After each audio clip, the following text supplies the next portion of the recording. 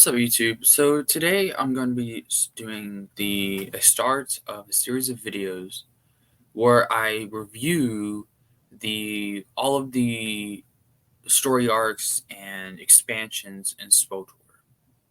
Now this will be a pretty broad sort of series because and it'll be a very bias meaning it's going to be done from the Jedi Knight perspective. When I played through the whole game, I started with, of course, the Jedi Knight story, and then I'm actually still playing Jedi Knight stories now. Gives me sort of a reason to play that. Um, but I will be dividing it up by the class story. This isn't really an expansion. This is just one of the basic stories that you can play for free. But the Jedi Knight, this is the class that is kind of considered the main class. At least that's how I've seen it. The reason why I say that is in the Revan novel, vision of a Jedi rising up, and he'll be the key to defeating the Emperor. And that's kind of what I kind of feel like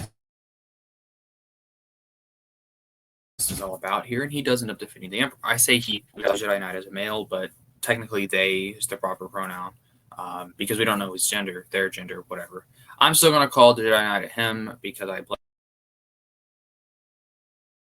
played it as a guy, but so the basic premise, this takes place about 300 years after the events of Knights of the Old Republic 2.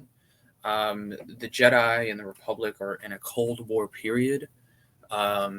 They had recently gotten out of a devastating war against the resurgent Sith Empire, which is the very same Sith Empire seen in Tales of the Jedi, led by Naga Sadow. This is the same faction.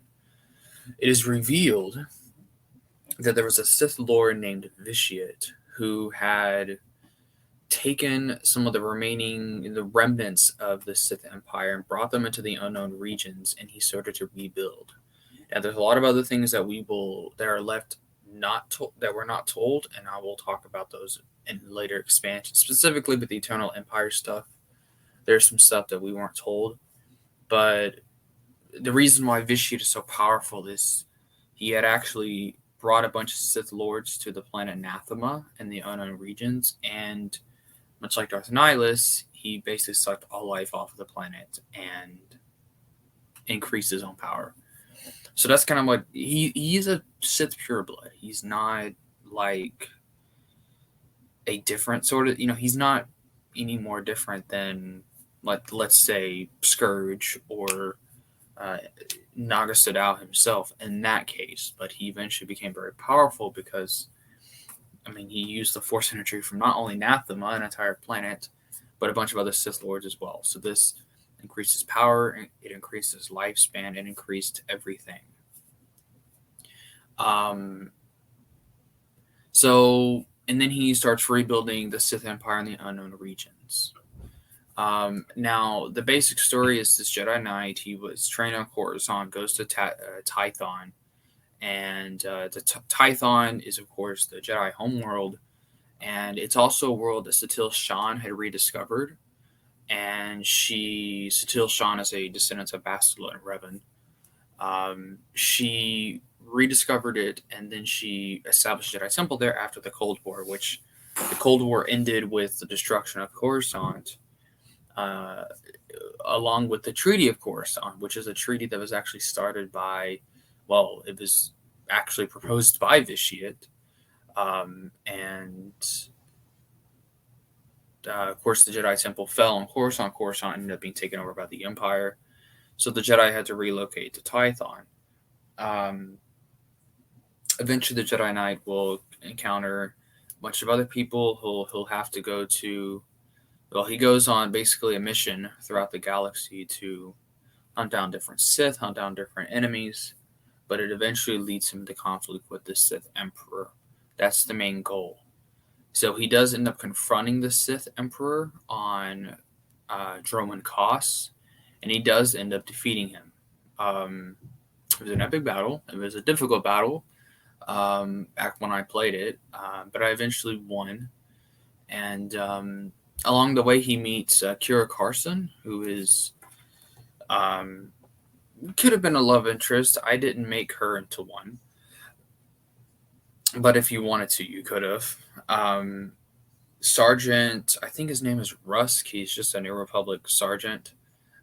There's Scourge, who is the Sith I mentioned earlier. He eventually joined the Hero of Tython, who is his in-universe title. He joins the Hero of Tython in his quest because Scourge hates the Emperor. He realizes how much of a threat he is to both the Jedi and the Sith.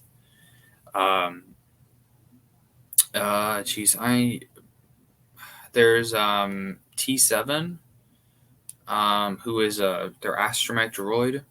My knowledge of that. I'm about to Google it here. Jedi Knight companions. So we got Kira Carson, Sergeant Rusk, T7,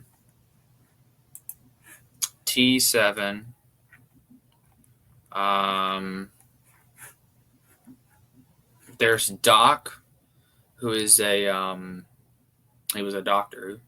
I think that's it.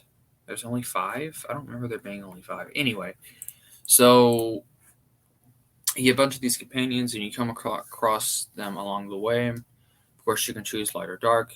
I chose light. But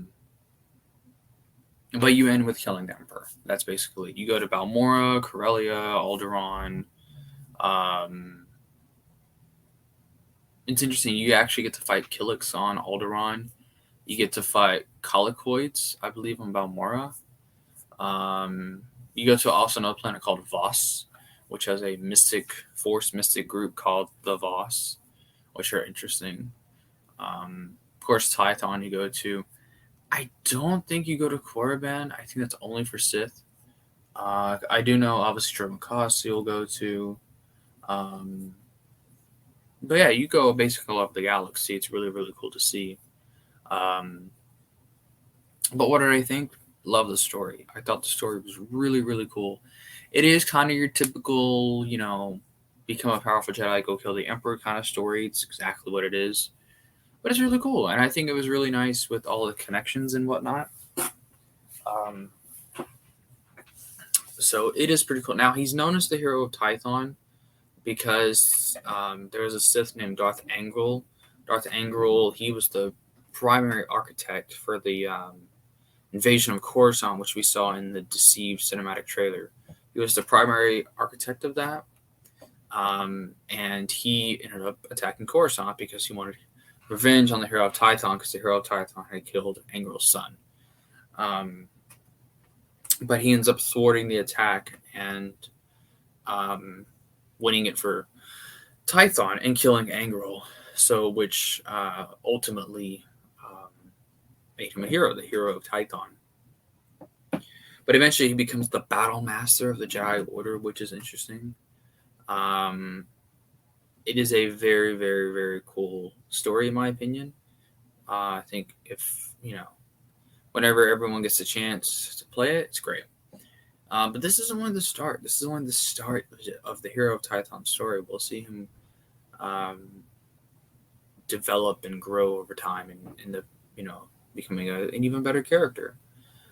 He was really, really cool, though. Of course, I only play the light. I chose all light side decisions, at least mostly. There was a couple of times I misclicked and I chose a dark side choice. But overall, it was a light side playthrough. So, which I think is the intent.